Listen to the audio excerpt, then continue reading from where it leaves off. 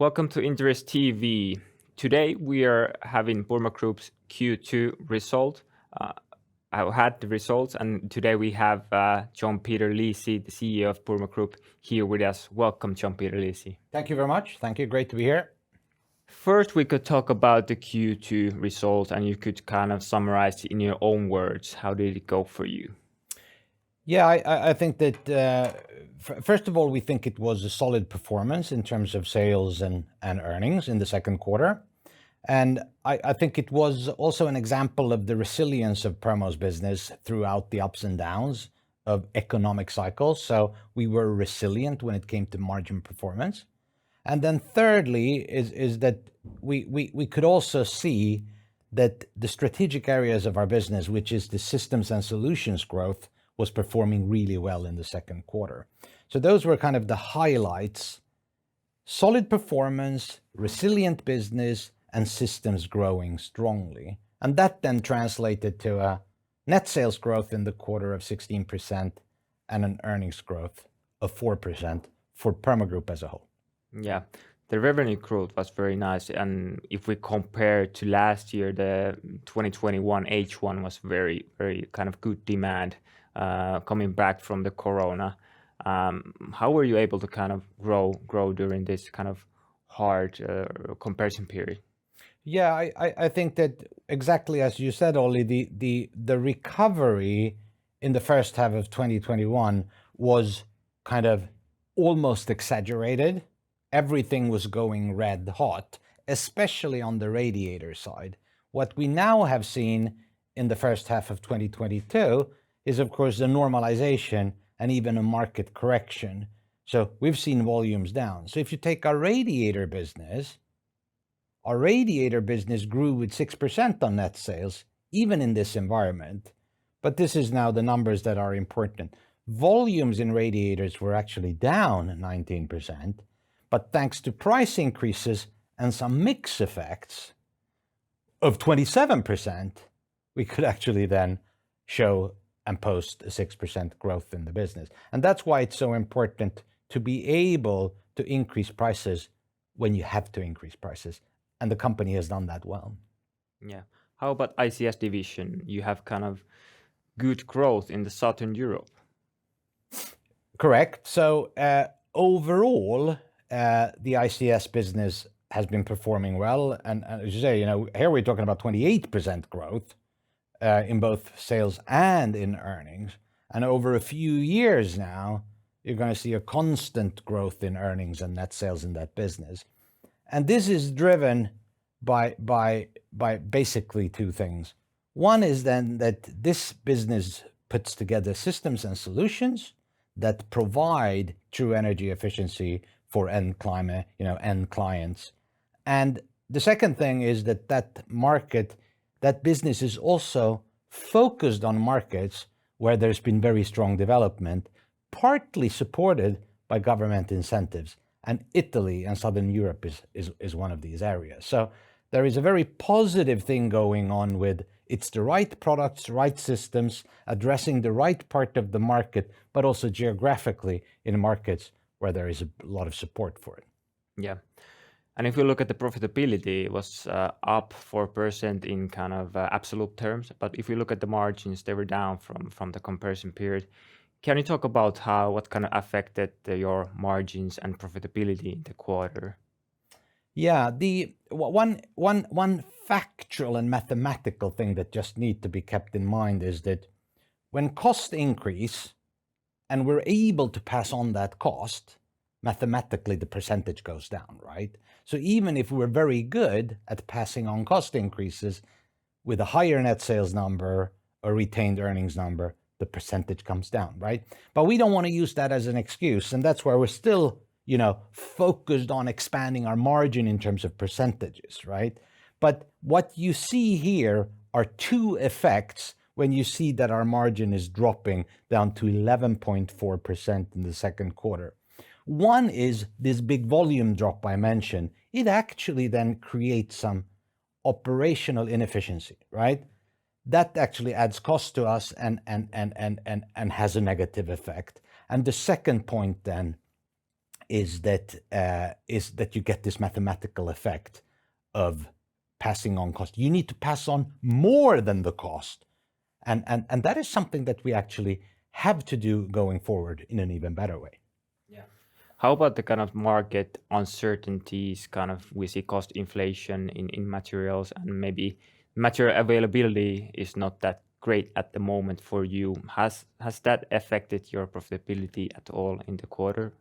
Yes, in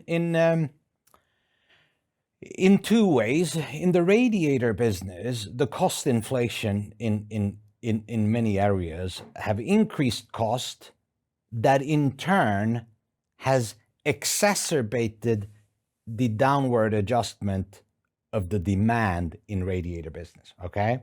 So it's like a double thing there, right? In the ICS business, we've seen cost increases, but continuous strong demand, and that's where our supply has been hampered. We have not been able to deliver as much as we could sell because of constraints. So two different challenges. In radiators, we've seen it come down. In ICS, we haven't been able to supply. All right.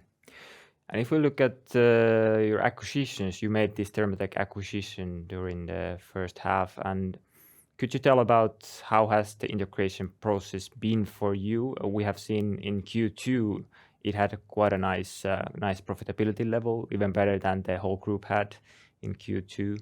And after that, you could briefly comment on the other kind of merger and acquisition activity you see on the market. The Thermotech acquisition is a perfect example of what we try to do here, right?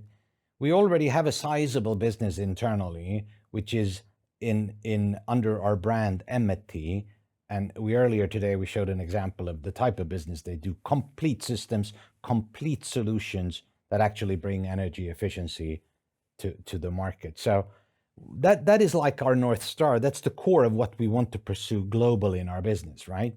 In order to be able to do that in more places, we then acquired and merged with Thermotech, which is a Nordic company that does things that are very similar to what Emmeti does in Italy, but they do more of prefab of underfloor systems, mainly in Sweden, very close to customers, working very close to installers, prefabricating a configured system and supplying it direct to site. That is a very winning formula, which together with the Emmeti formula we have, becomes the core of our systems business that we are then going to grow in the whole world, but starting in Europe. I mean, that's our thinking. So what we're trying to do, so we're very happy with Thermotech. Thermotech is a beautiful business. It brings us even more capability and competence in this space. And what we now want to do is that in the world of M&A, we want to look for more of these companies to bring them into our family and work with them, for them to teach us, but also for us to help them grow and become even better. When it comes to your question, are there a lot of those opportunities? Yes, there are a lot of those opportunities out there. It's a fragmented market. There are smaller, medium-sized companies in this space, and it's important for us to have the bandwidth to address all these opportunities. And I think that's probably our biggest shortcoming right now, to be able to approach all of these opportunities. Yeah. Lastly, we could talk about the kind of market development and maybe your outlook for the rest of the year. We have seen the kind of market volumes dropping and your volumes dropping, especially in radiator division.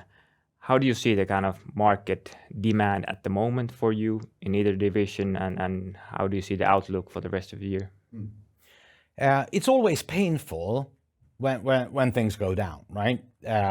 In the same way, when things went up a lot in 2021, we knew.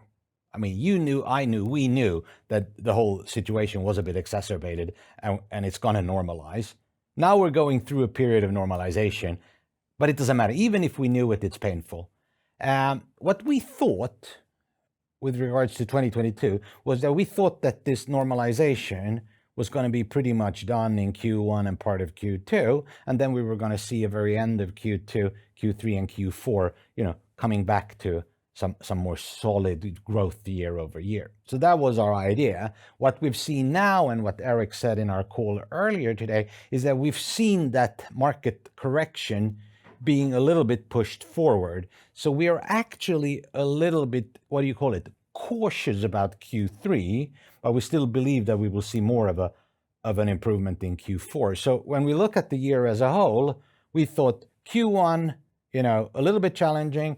Second half, so not Q1, first half challenging, half two better. Now we see half one was maybe a little bit better than we thought, and we think that maybe Q3 is going to be a little bit more of a challenge, and then an improvement in Q4 again.